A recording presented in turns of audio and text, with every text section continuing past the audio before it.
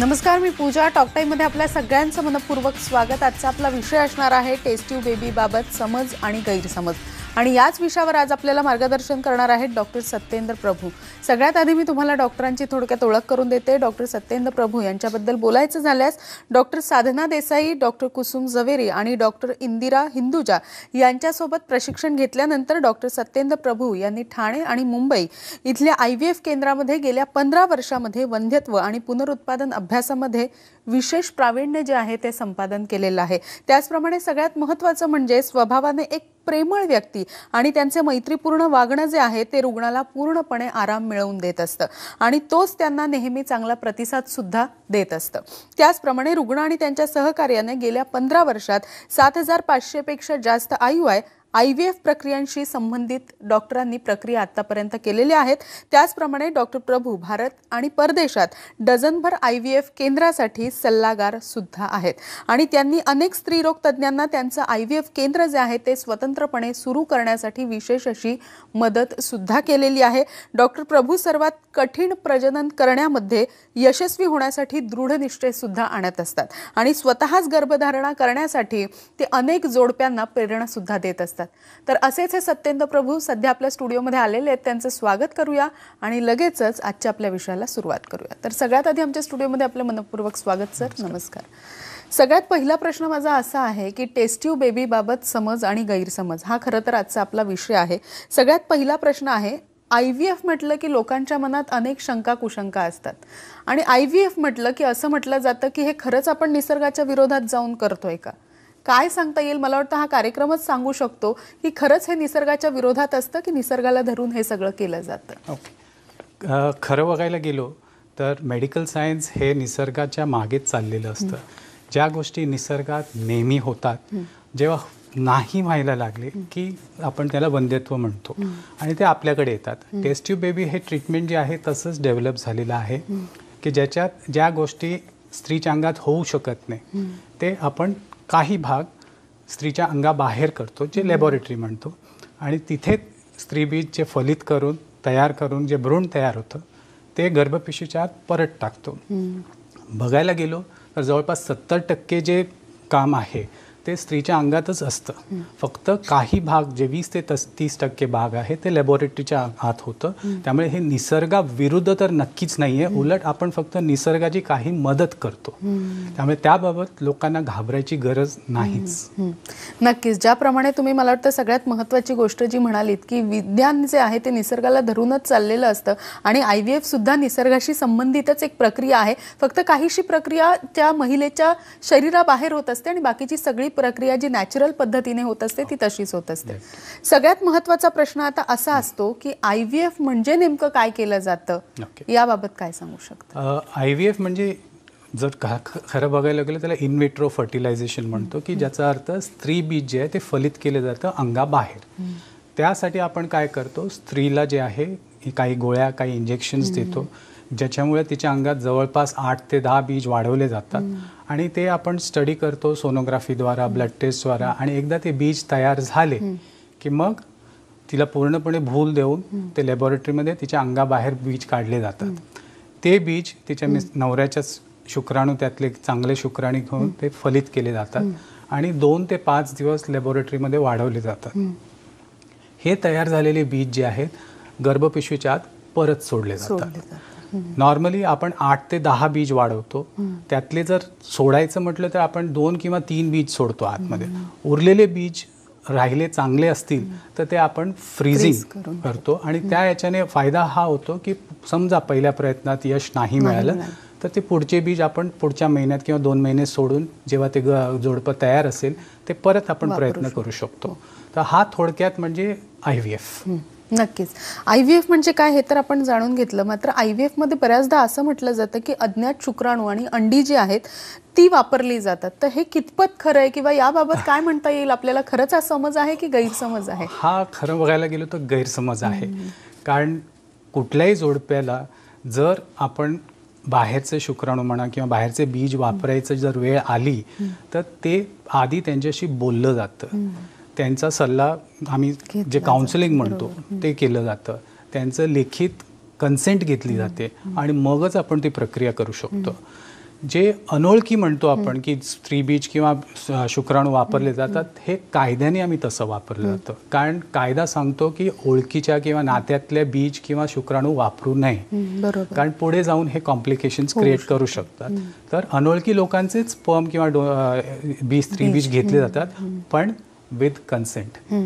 त्यामुळे ह्या गोष्टीला काहीच सत्य नाही आहे की न सांगता केले जातात, कारण कुठल्याही सेंटरमध्ये हे होणार नाही. आणि ही एक भीती लोकांची, हेही मी सांगू इच्छितो की लोकांच्या मनात भीती असते की ह्या सेंटरला एवढे केसेस होतात तर कुठे चुकामुक होत असेल का, शुक्राणू किंवा बीज मिक्स होत असतील का. तर तेही शक्य नाही आहे, कारण प्रत्येक सॅम्पल, प्रत्येक हे जे स्त्रीचं जे आहे ते लेबलिंग असतं, नाव असतं, तारीख असते, आणि कुठल्याही परिस्थितीत ते मिक्सिंग होत नाही.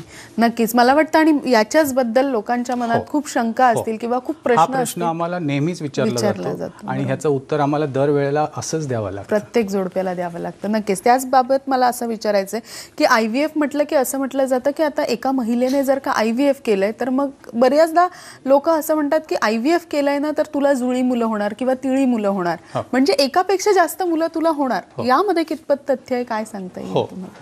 तर बघायला गेलो आपण तर जवळपास जगभरात IVFचे सक्सेस रेट साधारण 40 ते 45% आहेत. तर अशाच परिस्थितीमध्ये आपण जेव्हा भ्रूण सोडतो आतमध्ये, तेव्हा एकापेक्षा जास्त भ्रूण सोडतो, 2 किंवा 3 सोडतो, या आशेने की त्यातलं एखाद तरी पकडेल आणि गर्भ वाढेल. पण जेव्हा उपरवाला मेहरबान जसं म्हणतो आपण, तेव्हा कधी 2 सोडले, 3 सोडले, सगळेच पकडतात. मग अशा वेळी जुळी किंवा त्रिळी जी म्हणतो आपण होऊ शकतात. हे मान्य आहे मला की IVF मध्ये नॉर्मल पॉप्युलेशनपेक्षा जास्त शक्यता आहे, पण एवढंही नाही आहे की लोकांनी घाबरायला पाहिजे की मला होणारच होणार. एवढं सोपं जर असतं तर त्यांना IVFची गरजच पडली नसती. त्यामुळे, आणि तसंही असलं जर समजा बरेच जोडपे असतात ज्यांना एक मुलं असतं आणि त्यांना नक्कीच जुळी किंवा त्याच्यापेक्षा जास्त नको असतात, मग अशा परिस्थितीमध्ये आम्ही त्यांना काउन्सिल करून सोडताना एकच भ्रूण सोडतो आतमध्ये. मग जर आपण घाबरतो की नाही कुठल्याही परिस्थितीत मूल नाही झालं चालेल पण जुळी नको, तर मग डॉक्टरांचा सल्ला घ्या, डॉक्टरांशी बोला आणि डॉक्टर तुमच्यासाठी एकच भ्रूण सोडतील, काही प्रॉब्लेम नाही. बरोबर. नक्कीच. मला वाटतं याच प्रश्नाच्या उत्तरामधनं लोकांच्या बाबत जे गैरसमज असतील बरेचसे दूर झाले असतील.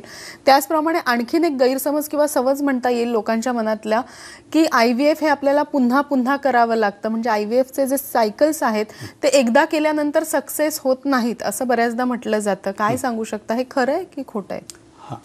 जसं मी आधीच्या प्रश्नाचं उत्तर देताना म्हटलं की जगभरात IVFचे सक्सेस रेट साधारण 40 ते 45% आहे.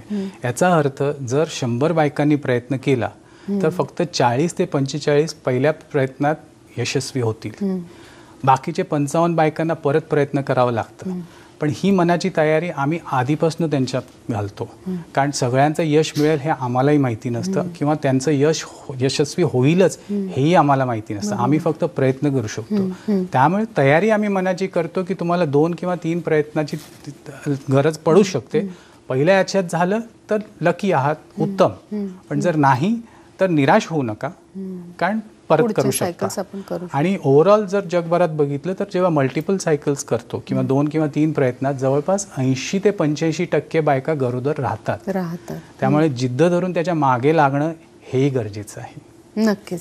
ज्या पद्धतीनं सांगितलं की एकदा करून जर का नाही झालं तर पुढच्या सायकलला किंवा त्याच्या पुढच्या सायकलला तुम्हाला यश नक्कीच याच्यामध्ये प्राप्त होऊ शकतं. मात्र मागच्या उत्तरामध्ये डॉक्टर जसं तुम्ही म्हणाला होतात की अंडी आणि फ्रीजिंग, म्हणजे जर तुम्हाला एक वेळेला गर्भाशयात बीज सोडल्यानंतर जर का ते सक्सेस नाही झालं तर त्यानंतर आपण काही बीज जी आहेत ती फ्रीजिंग करून ठेवत असतो. या फ्रीजिंग आणि जी अंडी असतात याबद्दल मला वाटतं लोकांना कळणं किंवा सांगणं खूप गरजेचं आहे कार्यक्रमाच्या माध्यमातून. काय सांगू शकता? आपण बोलीभाषा त्याला फ्रीजिंग म्हणतो.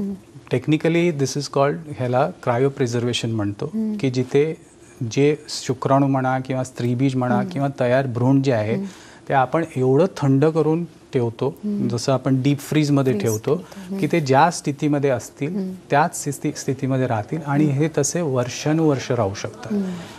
काही त्याच्यात फरक पडत नाही, काही त्याची हे बिघडत नाही. हे कुठे फायद्याचं होतं? एक म्हणजे हे प्रोसेस जे आहे बऱ्यापैकी स्वस्त झालेलं आहे. दुसरी गोष्ट, बऱ्याच जोडप्यांचा हा इश्यू असतो की आता हल्ली करिअर ओरिएंटेड बायका म्हटल्या की त्यांना एवढ्यात प्रेग्नेन्सी नको असते, पण जसं निसर्गाने हे तयार केलेलं आहे की त्यांची फर्टिलिटी जी आहे ती 30 वय ओलांडलं की फारच लवकर कमी कमी होत जाते. तर हे बॅलन्स करणं त्यांना कठीण जातं. मग बऱ्याच बायका आम्हाला अप्रोच करतात की आम्हाला करिअर आहे, आम्हाला किंवा जे काय कारणामुळे की आम्हाला पुढची 5 वर्ष नको आहेत, पण 5 वर्षात काय घडेल आम्हाला माहिती नाही, किंवा लग्न झालं नाहीये, आम्हाला माहिती नाही लाईफ पार्टनर कधी मिळेल आणि कसा असेल. तर ह्या मुलींना किंवा या बायकांना जे आहे स्त्रीबीज फ्रीज करणं हा एक मोठा पॉझिटिव्ह आहे. सिमिलरली जिथे जोडपं नवरा असतो बाहेरगावी कामाला गेलेला असतो, एस्पेशली परदेशात, एस्पेशली गल्फची आमच्याकडे बरेच लोक येतात, नवरा तिथे वर्षानुवर्ष असतो, वर्षातनं एकदा किंवा 2 वर्षातनं एकदा येतो. त्या 2 महिन्यात आपल्या 2 आणि गणितासारखं 2 आणि 2 होणार, 4 होणार असं नाही. अशा वेळी स्पर्म फ्रीजिंग जर करता आलं आपल्याला, तर जरी नवरा त्या काळात बाहेर असेल तर आपण ते ट्रीटमेंट कंटिन्यू करू शकतो, ती गरोदर राहू शकते.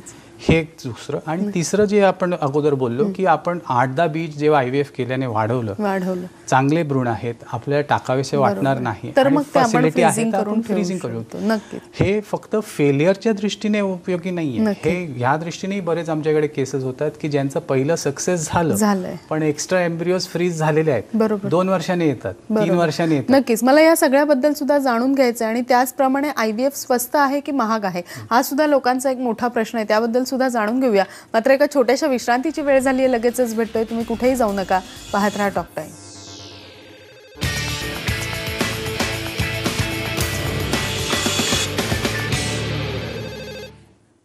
टॉक टाईममध्ये आपल्या सगळ्यांचं पुन्हा एकदा स्वागत. आजचा आपला विषय आहे टेस्ट ट्यूब बेबीबद्दल समज आणि गैरसमज, आणि याच विषयावर आपल्याला मार्गदर्शन करतायत डॉक्टर सत्येंद्र प्रभू. लगेचच आपल्या चर्चेला सुरुवात करूया. सर, ब्रेकवर जाण्यापूर्वी आपण IVF बद्दल बरंच काही जाणून घेतलं, आणि मला वाटतं प्रेक्षकांच्या मनातले आत्तापर्यंत जे गैरसमज असतील ते बऱ्याच प्रमाणात दूर सुद्धा या कार्यक्रमाच्या माध्यमातून झालेले असतील.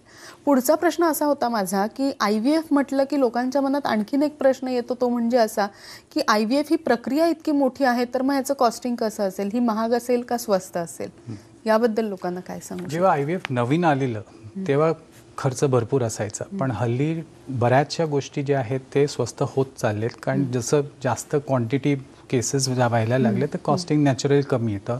आमच्या सेंटरला बघायला गेलात तर 65,000 पासून सायकल कॉस्ट येते, जे वरपर्यंत जातं, काही केसेसमध्ये 1 लाखापर्यंत, पण मेजॉरिटी जे आहे 1 लाखाच्या आत ट्रीटमेंट होऊन जातं.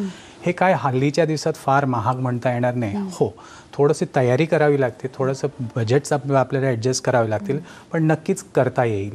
त्यात आम्ही आमच्या सेंटरला अजून एक सोय प्रोव्हाइड करतोय की जसं EMI ट्रीटमेंटसाठी जे आहे, पैसे कमी पडतायत आपल्याला म्हणून ट्रीटमेंट थांबवून घेणं हे योग्य आम्हाला वाटत नाही. त्यामुळे आम्ही EMIचाही ऑप्शन देतो. जसं TV विकत घेतला किंवा फ्रीज विकत घेतलं किंवा कुठलंही घर जर सुद्धा आपण घेतलं तर आपण EMI भरतो, ती आपल्याला सवय झालेलीच आहे. आणि त्याचप्रमाणे जर ट्रीटमेंट त्यासाठी अडतंय तर नक्कीच तुम्ही त्यासाठी थांबू नये. EMI तुम्हाला मिळू शकतात, आणि त्याच्याने तुमचं ट्रीटमेंट होऊन जर गेलं तर ते बाळ योग्य वेळी घरी येणं महत्त्वाचं आहे. तुम्ही पैसे कमवत राहाल आणि तोपर्यंत वेळ जर निघून गेली तर जे होऊ शकतं आज ते नाही घडणार. म्हणून त्यासाठी हा EMIचा फायदा आहे. त्यामुळे त्या कारणासाठी तरी ट्रीटमेंट थांबवू नये. नक्कीच. त्याचप्रमाणे मला असं विचारायचं आहे की बऱ्याचदा स्त्रिया सगळ्यात आधी मूल जेव्हा होत नाही तेव्हा सगळ्यात पहिल्यांदा जेव्हा डॉक्टरकडे जात असतात, स्त्रीरोग तज्ज्ञांकडे जात असतात, तेव्हा सगळ्यात आधी IUI केलं जातं. IUI केल्यानंतर मग त्यांना IVF, जर सक्सेस नाही झाला IUI तर मग त्यांना IVFचा सल्ला दिला जातो. बऱ्याच लोकांना किंवा बऱ्याच महिलांना असा प्रश्न पडतो की माझे इतके सारे IUI झालेले आहेत, तर मी IVF करू शकते का किंवा नाही करू शकत, या बाबतीत काय सांगू शकतो? बेसिकली कसं आहे की IUI हे जे आहे खालच्या लेवलचं ट्रीटमेंट आहे, करणं सोपं आहे, स्वस्त आहे, म्हणून ते सगळ्यात पहिलं सांगितलं जातं. कारण ते जनरल हे जे आहे सेटअपमध्ये सुद्धा ट्रीटमेंट होऊ शकते. पण जर 2 प्रयत्न, 3 प्रयत्न, 4 प्रयत्न झाले आणि तरी जर फायदा होत नाही, लक्षात घेणं गरजेचं आहे की IUIचे रिझल्ट साधारण 12 ते 15% असतात. बरोबर. आणि IVFचे रिझल्ट साधारण 45% असतात. त्यामुळे 3 टाइम्स सक्सेस रेट आहे. ऑफकोर्स खर्चही तसा येतो, म्हणून आपण ते सगळ्यांना पहिलं सांगत नाही. नक्कीच IUI ट्राय करावं, पण ह्या याच्याने करावं की आपण प्रयत्न करतोय, झालं छान, नाही जर झालं तर आपली तयारी आहे पुढचं ट्रीटमेंट घेण्याचं. आणि पुढचं ट्रीटमेंट जे आहे ते IVF आहे. तर नक्कीच IUI ट्राय करावं, अनलेस काही कारण आहे की ज्याच्याने IUI होऊच शकत नाही किंवा फायदाच होत. जर बाईचं नळी जर बंद असतील तर IUI ने काही फायदा होणार नाही. त्या बाईला IVF नेच होऊ शकतं. आणि अशा केसेसमध्ये IVF जे आहे ते योग्य आहे. त्यामुळे IUI साठी थांबायची गरज नाही. किंवा ते नळी जर बंद आहे ते उघडायची गरज आहे का, ते उघडता येतील का, हे टेस्टिंग झाल्यानंतर तुमचे जे कोणी डॉक्टर असतील ते तुम्हाला सल्ला देतीलच कितपत योग्य आहे. तर IUI नंतरच IVF होतं मेजॉरिटी केसेसमध्ये. आणि ते तसं व्यवस्थित ट्रीटमेंट आहे, होत असते. त्याचप्रमाणे मला असं विचारायचं की आतापर्यंत इतक्या केसेस तुमच्या हाताखालनं गेल्या असतील आणि बऱ्याच जणांना तुम्ही प्रेरणा सुद्धा दिलेली आहे IVF सेंटर सुरू करण्यासाठी. बऱ्याच जणांना, बऱ्याच जोडप्यांना आतापर्यंत त्यांच्या हातात मूल सुद्धा तुम्ही दिलेलं आहे. तर मला असं विचारायचं आहे, इतक्या केसेस तुम्ही हँडल केल्या, अशी कुठली एखादी केस आहे का जी तुमच्या लक्षात राहिलेली आहे आणि जी प्रेक्षकांना तुम्हाला सांगावीशी वाटते? हो, बरेच तसे तर केसेस बरेच असतात, पण एक हल्ली झालेली केस आहे की जिचे जवळपास 4-5 वेळा जे आहे मिसकॅरेजेस झालेले. आणि त्याच्यामुळे ते वय पण तिचं वाढत होतं, हे होत नव्हतं. आम्ही त्यांना ट्रीटमेंट केलं. त्यांचं गर्भपिशवीचा चेक वगैरे झाल्यानंतर त्याच्यात एक छोटासा पडदा दिसला आम्हाला. तो पडदा आम्ही कट केला. आणि त्यानंतर सुद्धा वय जास्त असल्यामुळे तिचे बीज वाढवण्याची क्षमता नव्हती. त्यामुळे तिच्यासाठी आम्ही बाहेरचे स्त्री बीज, जे डोनर म्हटलं, त्या डोनरचा बीज घेतले. आणि त्याच्याने नवऱ्याचे शुक्राणू चांगले होते, तर त्याचा वापर करून भ्रूण तयार करून तिच्या अंगात सोडलं. बाकी बरेच काळजी घेतली तिने, ते अगोदरही घेतली होती. पण यावेळेला तिला जवळपास 8व्या-8.5 महिन्यापर्यंत जर जेव्हा प्रेग्नन्सी पुढे गेली आणि ते बाळ तिच्या हातात जेव्हा दिलं गेलं डिलिव्हरीनंतर, ते जे आहे तो फिलिंग वेगळा आहे. त्यामुळे दॅट इज एक सक्सेसचं एक हे वाटतं, आपल्याला अभिमान वाटतो की आपण जे करतोय ते चांगलं करतोय. असे बरेचसे केसेस होत राहतात. बरेचसे केसेस जे आहेत, आता सरोगेसी, हल्ली आपल्याकडे सरोगेसीचं नाही आहे, कारण टेम्पररीली ॲटलिस्ट ते कायदे लागू होईपर्यंत होत नाही आहेत व्यवस्थित केसेस. पण सरोगेसीमध्ये एका मुलीचे जे आहेत काही कारणाने गर्भपिशवी काढावी लागलेली 20व्या वयात, पण अंडकोश होते, त्यामुळे तिच्या अंगात स्त्रीबीज वाढू शकत होतं, पण गर्भपिशवी नसल्यामुळे प्रेग्नेन्सी राहू शकत नव्हती. लग्नानंतर झालं होतं, त्यामुळे तोही प्रेशर होता की नवरा आहे, त्याला मूल हवंय, पण मी मूल देऊ शकत नाही. मग सरोगेसी तिच्या बाबतीत, आणि हे जे सरोगेसी आहे हे मान्य आहे की याच्यात काही दुसरा पर्याय नाही. सरोगेट वापरून जेव्हा ती प्रेग्नेंट राहिली आणि प्रेग्नेन्सी नंतर जे मूल तिचंच मूल, पण तिच्या हातात जेव्हा दिलं गेलं, तो जो एक पॉझिटिव्ह हे येतो तो वेगळाच आनंद आहे. मला त्या व्यतिरिक्त अजून तुमचे अनुभव तर जाणून घ्यायचे आहेत आणि लोकांना नेमका तुम्हाला काय सल्ला द्यायचा आहे तो सुद्धा जाणून घ्यायचा आहे. मात्र पुन्हा एकदा एका छोट्याशा विश्रांतीची वेळ झाली आहे. लगेचच भेटतो, कुठेही जाऊ नका, पाहत राहा टॉक टाइम.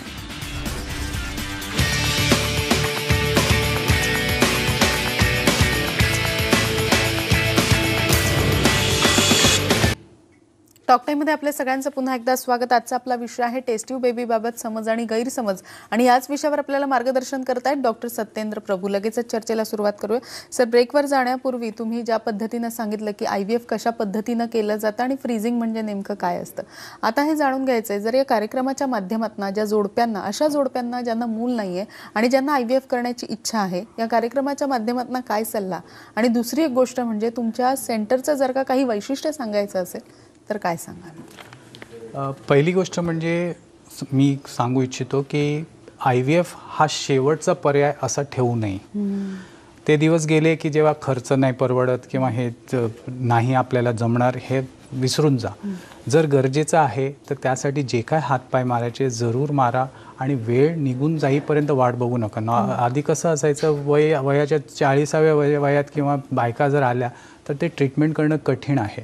जेव्हा आपल्याला माहिती आहे त्या IVFची गरज पडणार आहे, कमी वयात केलं तर यश मिळण्याचे चान्सेसही जास्त असतात. त्यामुळे तो पहिलाच सल्ला द्या की वय अनुकूल असताना ट्रीटमेंट करून घ्या. दुसरा की तुम्ही प्रोफेशनलच्या हातात एकदा ताब्यात दिलं ट्रीटमेंट की मग ते डबल हे करत जाऊ नका. विश्वास ठेवा, तो किंवा ती तुम्हाला योग्य पद्धतीने पुढे नेणार आणि त्यांनाही तेवढंच आनंद होईल जेव्हा तुम्हाला मूल होईल. तिसरी गोष्ट, फक्त मेडिकल ट्रीटमेंटवर अवलंबून राहू नका. काही गोष्टी आपण स्वतः करायच्या असतात.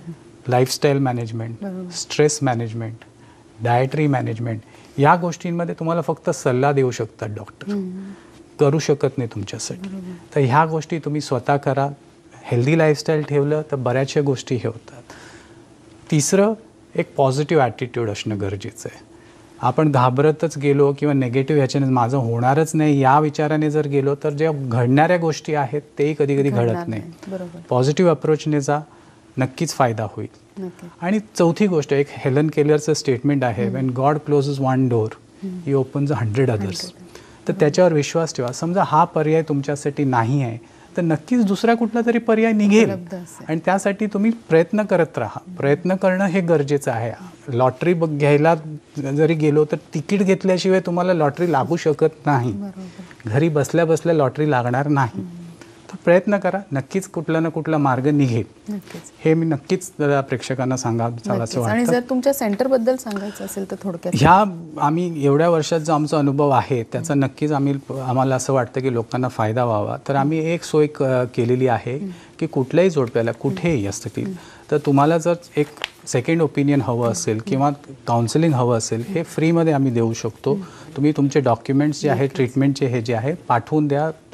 फोन नंबर तुमच्या समोर स्क्रीनवर येतच आहे, ईमेल करा किंवा आणि त्या पद्धतीने आम्ही तुमची मदत करू. नक्कीच. मला वाटतं आज तुम्ही इथे आलात आणि IVF वर आमच्या प्रेक्षकांना इतकं छान मार्गदर्शन केलं, त्याबद्दल आपले मनपूर्वक आभार. नमस्कार. थँक्यू. टॉक टाईममध्ये आज आपण इथेच थांबतोय. ताज्या बातम्यांसाठी तुम्ही पाहत राहा न्यूज 18 लोकमत.